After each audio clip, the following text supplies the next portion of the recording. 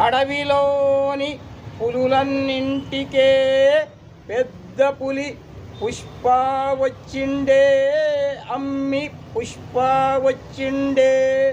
పుష్పకు నువ్వు ఒక్క కిస్సు పెట్టాలే అమ్మి, పుష్ప నీకు నెట్ క్యాషు ఒక్కో కిస్సుకు 1,00,000 రూపాయలిస్తాడే అమ్మి.